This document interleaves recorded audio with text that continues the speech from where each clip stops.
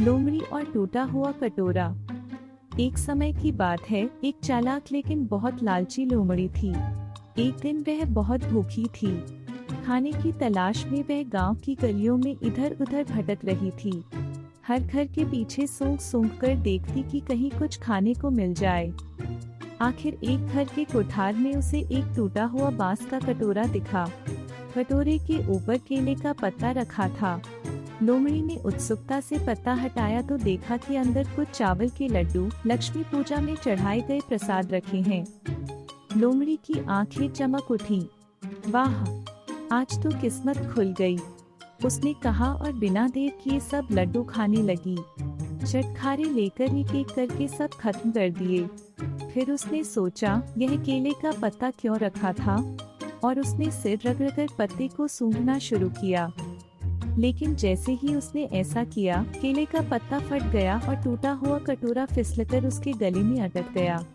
वह चाहे जितनी कोशिश करे, कटोरा निकल नहीं पाया।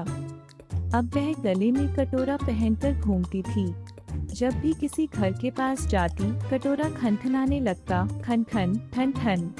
गांव वाले चिल्लाने लगते, अरे पकड़ो, कटोरा गले वाली चोर लोमड़ी। बेचारी लोमड़ी अब न चोरी कर सकती थी, न शिकार पकड़ सकती थी। बाघ के बच्चे और चालाकी। एक दिन भूखी लोमड़ी जंगल में घूम रही थी। तभी उसने देखा कि दो बाघ के बच्चे खेल रहे हैं और उनके सामने मांस के टुकड़े पड़े हैं। लोमड़ी के मुंह में पानी आ गया।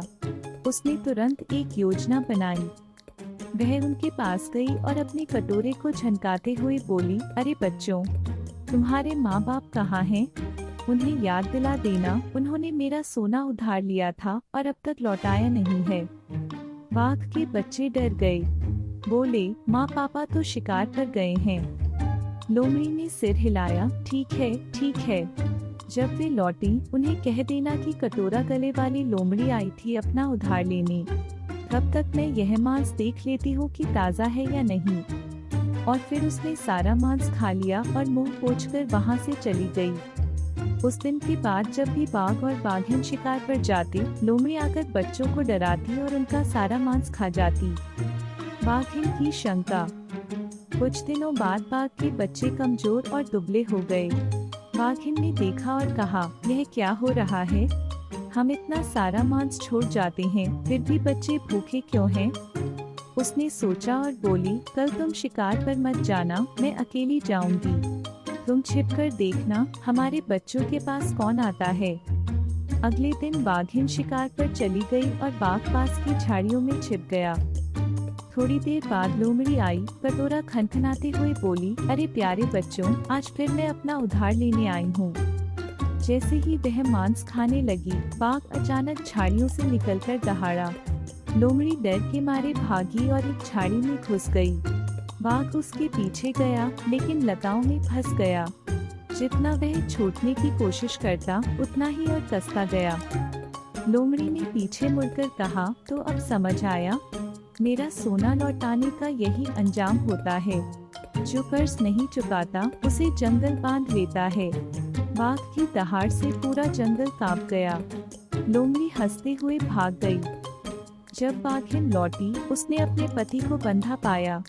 लोमड़ी बोली, तुम्हारे पति ने मेरा उधार नहीं लौटाया, इसलिए प्रकृति ने उन्हें सजा दी। अगर तुम शांति चाहती हो तो मेरी सेवा करो। बेचारी बाघिन डर गई और उसकी बात मान ली।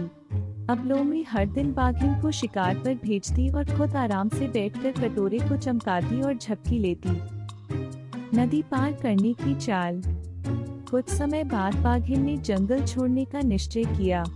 उसे नदी पार करनी थी।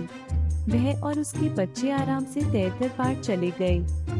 लोमड़ी भी पीछे पीछे कूदी, लेकिन जैसे ही पानी में उतरी, वह डूबने लगी। बचाओ, बचाओ, वह चिल्लाई। बाघिन ने उसे पकड़कर बाहर निकाला, लेकिन धन्यवाद कहने के बजाय लोमड़ी ने डांटते हुए कहा, तूने मुझे क्यों निकाला? मैं तो नदी के देवता से अपनी खजाना वापस लेने की लड़ाई लड़ रही थी। तूने सब गड़बड़ कर दिया। बाघिन हैरान रह गई और लोमड़ी अकड़ते हुए आगे बढ़ गई, मानो उसने कोई बड़ी जीत हासिल कर ली हो। लोमड़ी की आखिरी चाल। समय बीतता गया। बाघ के बच्चे बड़े हो गए और उन्हें लोमड़ी की चालें समझ आने लगी। वे सोचने लगे कि अब इस ऊँट को सबक सिखाना ही होगा। एक दिन लोमड़ी और बाघिन साथ में शिकार पर निकले। लोमड़ी बोली, तुम उस ओर से हिरण को भगाओ, मैं इस ओर खड़ी रहूंगी और उसे पकड़ लूंगी। बाघिन ने वैसा ही किया। हिरण भागता हुआ लोमड़ी की ओर आया।